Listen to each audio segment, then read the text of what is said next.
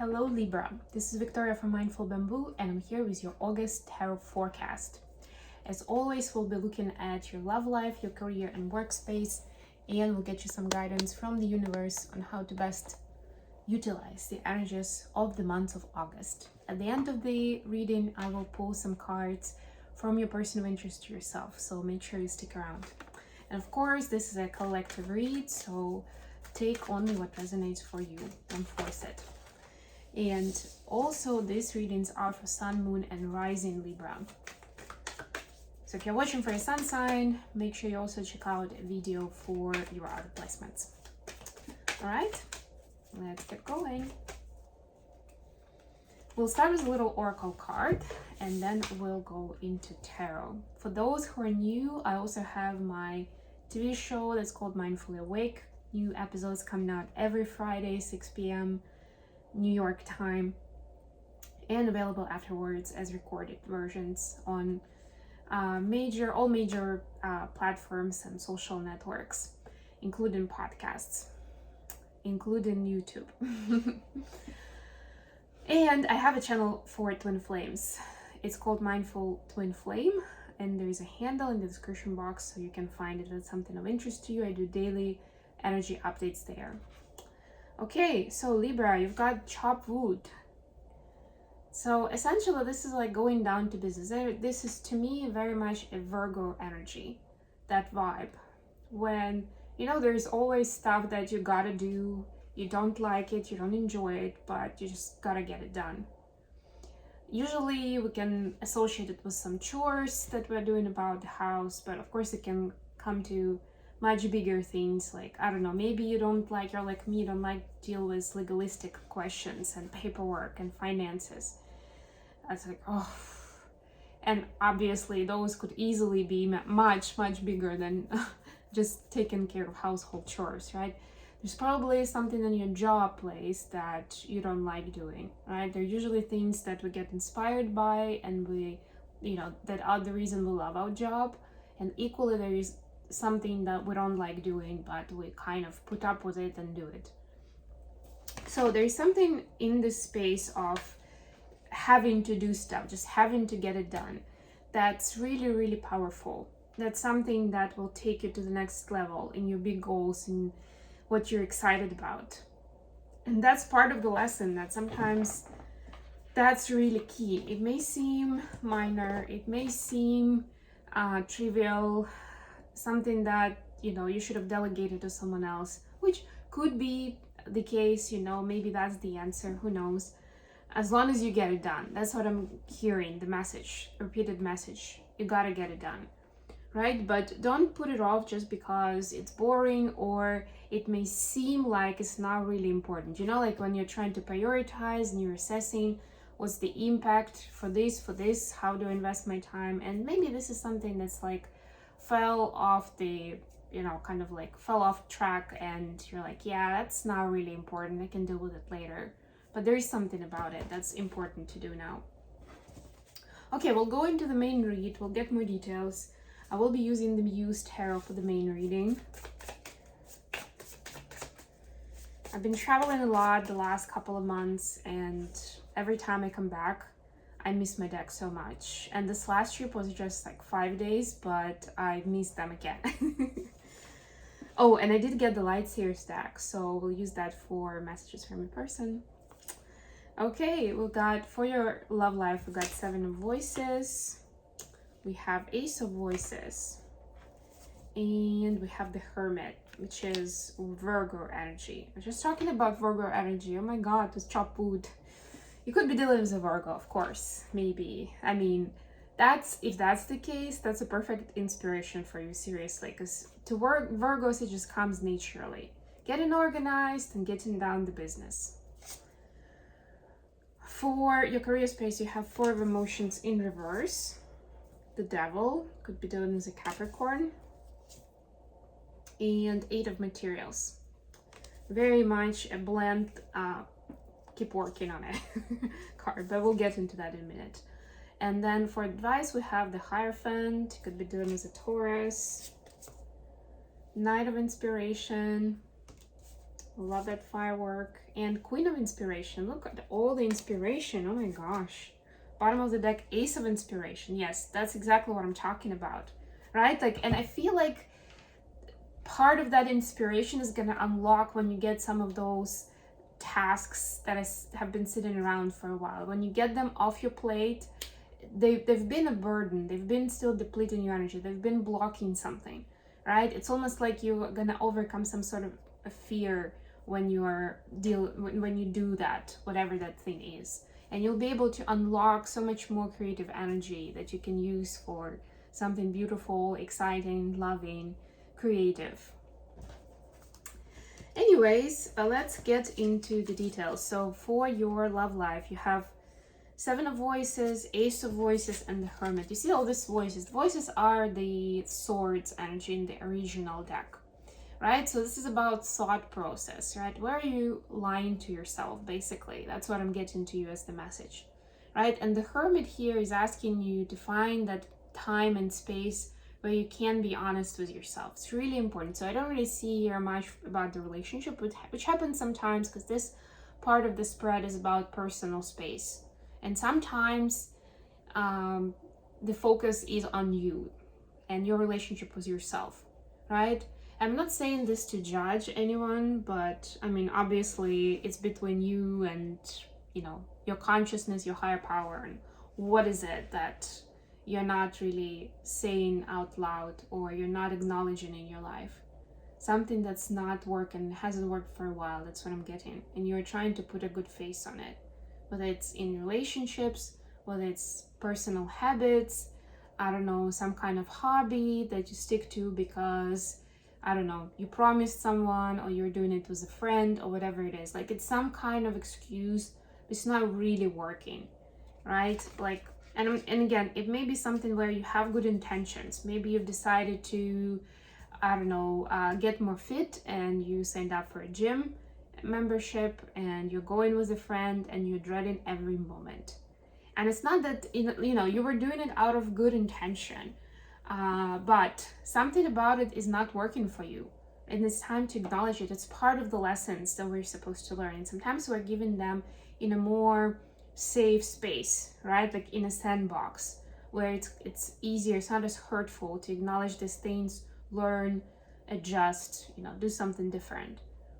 Because if it were with a relationship, of course, it would be more painful to realize that I've been holding on to this relationship out of a habit, because I've invested a lot of time and effort in it, because it looks good on paper, because my parents say so, whatever.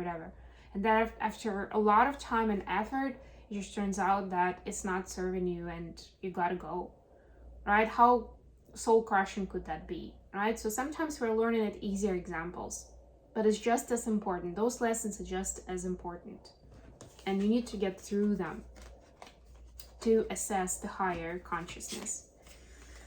For your career space, Libra, you have Four of Emotions in reverse. You have the Devil and you have Eight of Materials.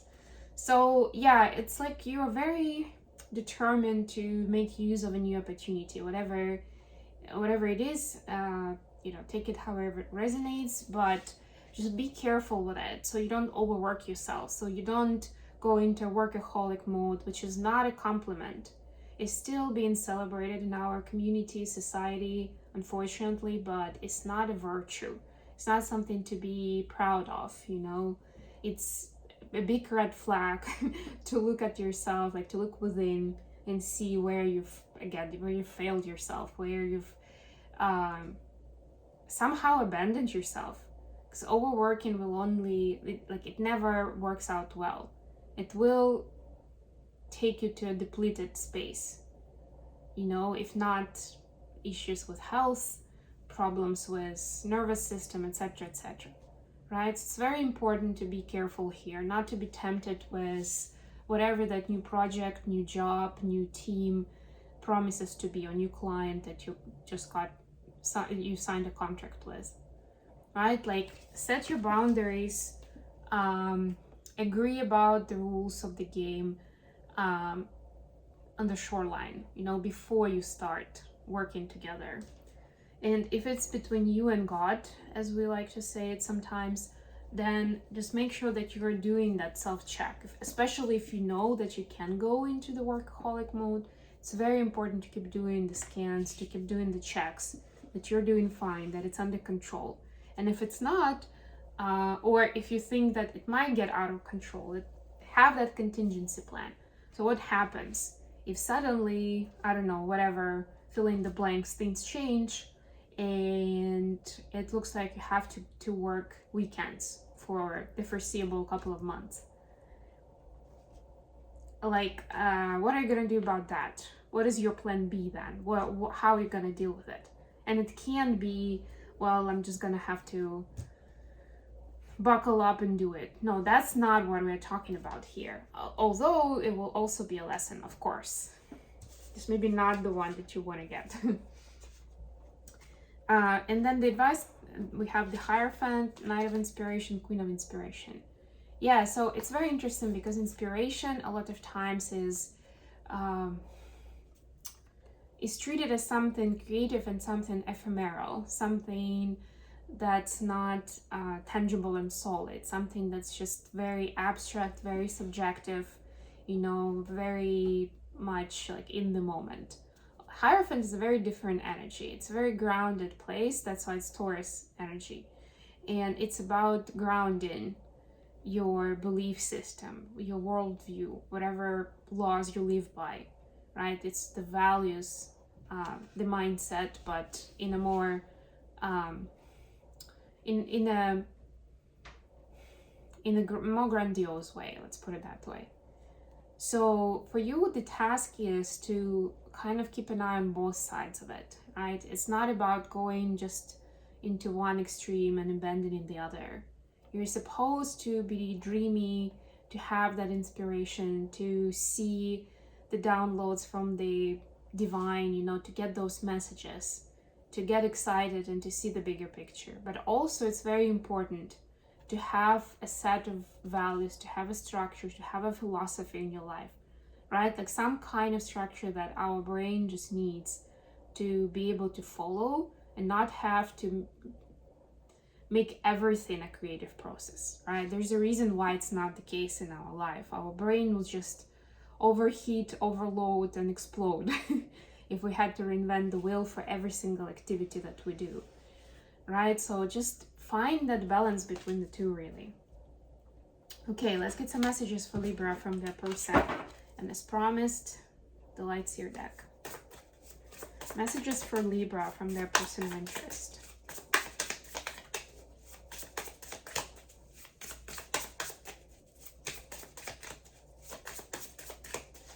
Alright, it's not as simple sometimes as we want it to be. Alright, we got King of Cups.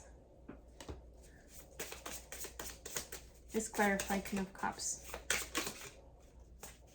By the way, in our, wow, the Empress. In our, and another Ace of Inspiration, but in this deck it's Ace of Wands, of course.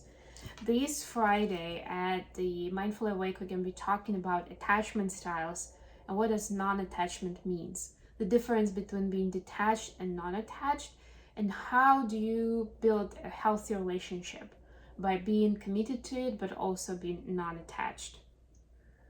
And that could be any relationship in your life. So not just romantic, but can be anyone really. So we got King of Cups clarified by the Empress. So guess what? Your person sees that you help them grow, you help bring out the best in them. And that creative energy we saw, this is contagious for your person.